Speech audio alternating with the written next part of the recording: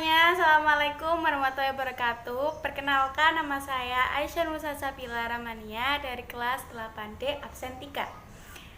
Kali ini dengan video ujian praktek bermata pelajaran Bahasa Indonesia yang membahas tentang ulasan perkembangan klaster baru COVID-19 yang berada di India.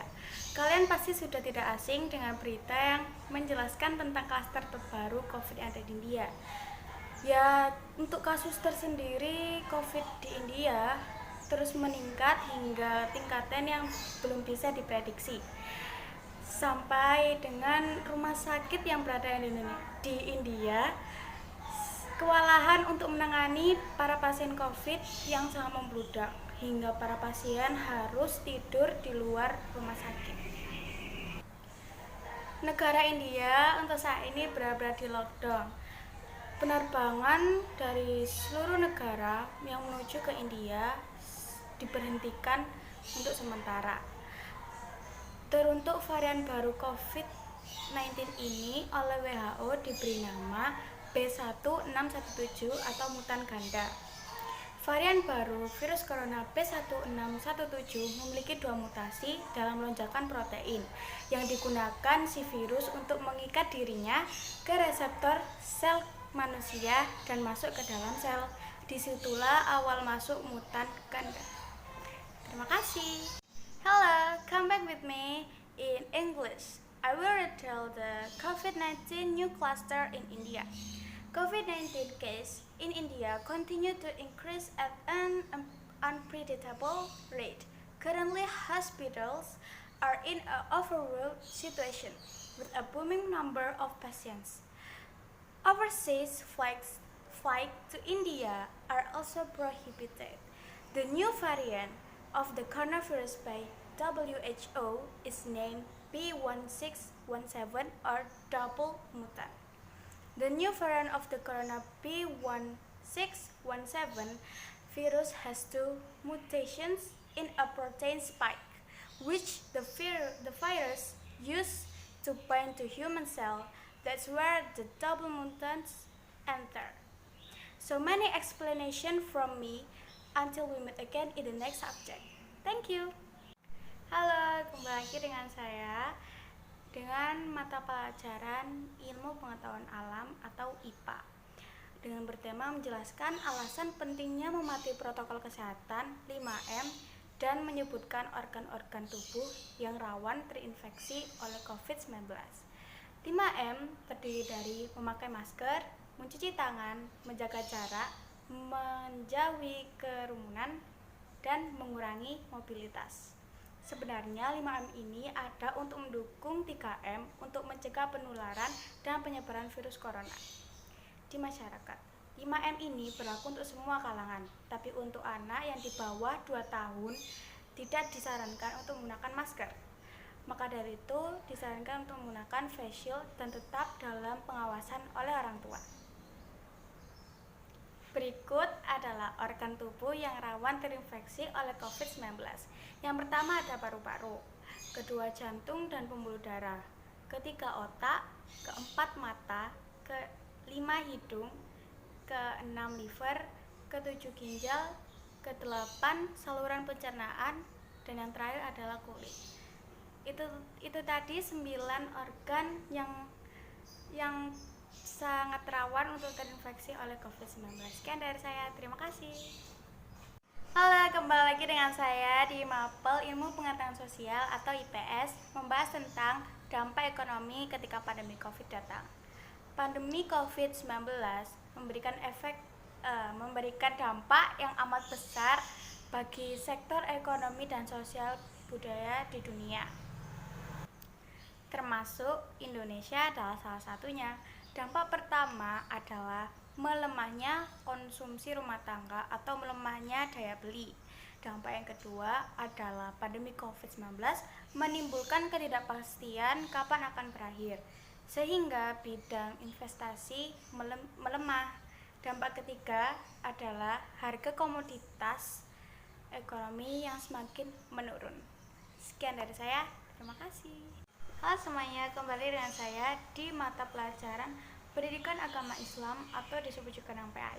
membahas tentang kehalalan atau pendapat para ulama tentang vaksin COVID-19.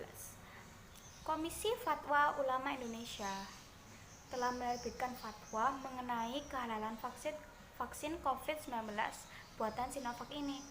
Fatwa ini dikeluarkan menyusul diterbitkannya Emergency Use Authorization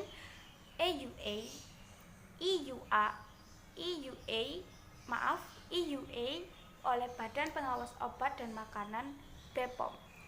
Dalam Fatwa MUI nomor 02 tahun 2021, vaksin COVID tahun 2021 License CO Ltd China dan PT Bio Farma Persero, MUI menyatakan bahwa vaksin tersebut hukumnya suci dan halal. Jadi untuk kalian divaksin jangan takut atau mungkin parno kalau vaksin COVID yang masuk ke dalam tubuh kalian itu haram, karena di sini sudah dijelaskan bahwa MUI sendiri telah memberi kejelasan bahwa vaksin tersebut hukumnya halal.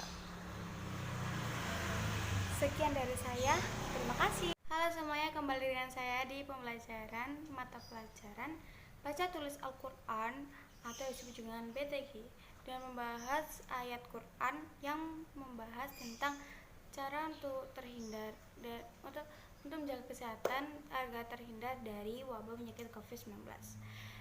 Kali ini saya menemukan satu surat, yaitu dalam surat Al-Anbiya ayat 83. Allah Subhanahu wa taala berfirman tentang wabah penyakit yang diderita Nabi Ayub alaihissalam, yaitu penyakit juzam, kusta atau juga disebut dengan lepra.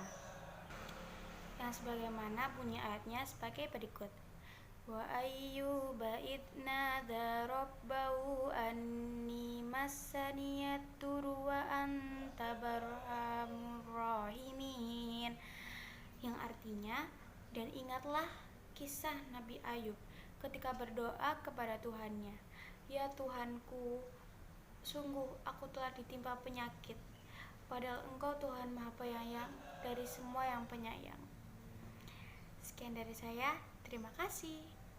Halo semuanya, kembali lagi dengan saya di mata pelajaran Pendidikan Kewarganegaraan atau disebut juga dengan PPKN.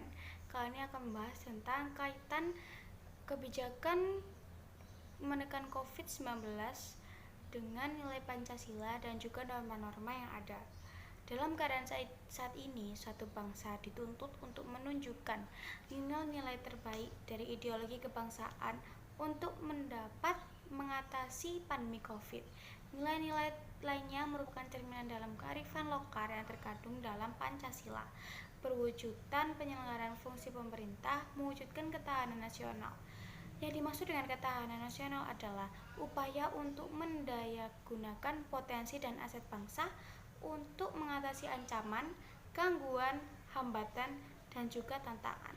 Sekian dari saya, terima kasih. Halo semuanya, balik maneh karo kula mata pelajaran bahasa Jawi. Waktu iki aku bakal mriksa sebab-sebab kelompok virus corona paling anyar.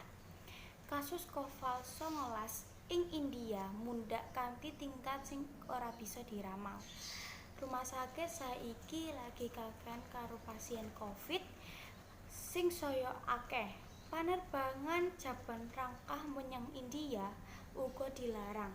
Varian anyar virus corona dening WHO diarani B16117 utawa double mutan.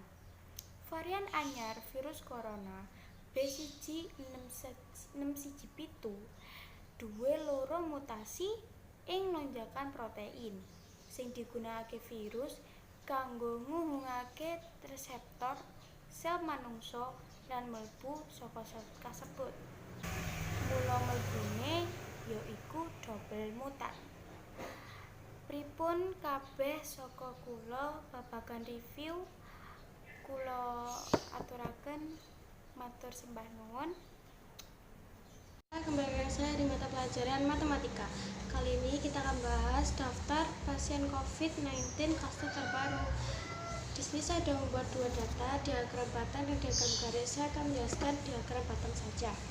Di sini dijelaskan bahwa tanggal 25 Februari terdapat positif 11 juta, sembuh 7.800.000, mati 2.490.000. Dan untuk 21 Maret yang positif ada 11.500.000, yang sembuh 11.100.000, yang meninggal adalah 159.000. Dan untuk tanggal 26 April ada 17.306.300 rupiah, dan untuk yang sembuh 14.206.640 rupiah.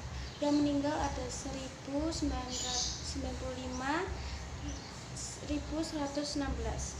Dan kalau 20 Mei terdapat positif 25.771.405 rupiah, 22.348.683 rupiah untuk yang sembuh, dan terdapat 287.156 yang meninggal. Dari data tersebut banyak sekali yang positif dan angka kematian semakin menurun. Jadi untuk kalian semua stay safe ya. Jangan lupa gunakan protokol kesehatan 5M. Sekian dari saya, terima kasih. Halo semuanya, kembali lagi dengan saya di mata pelajaran Pendidikan Jasmani yaitu PJOK. Kali ini saya akan menunjukkan dua gerakan spesifik kebugaran untuk menjaga imunitas. Hal pertama adalah lebarkan kaki selebar bahu, dan jangan lupa kedua tangan di samping kedua kaki.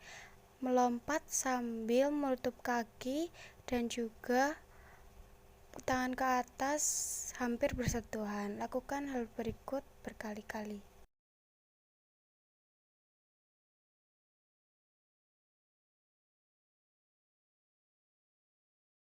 Untuk spine kita bertemu pada kedua siku 90 derajat dan juga ujung kaki. Setelah itu kalian tinggal luruskan badan kalian. Tambahkan setiap detiknya hingga berkala. Selamat mencoba. Halo semuanya, kembali dengan saya. Di sini saya berada di dapur rumah saya karena kali ini dengan mata pelajaran prakarya aku akan membuat teh jahe, salah satu minuman herbal untuk menjaga imunitas tubuh. So, check it out. Bahan yang kita butuhkan adalah 3 ruas jahe, madu, teh saset, gelas, dan juga air panas. Langkah pertama adalah kita geprek 3 ruas jahe tersebut. Nah, ketika sudah, kita masukkan ke dalam gelas.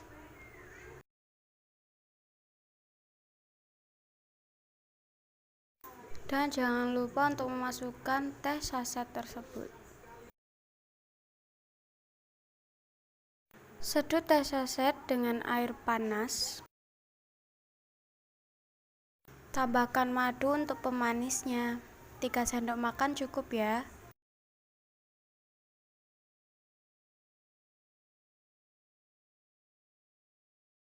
Teh jahe siap dihidangkan.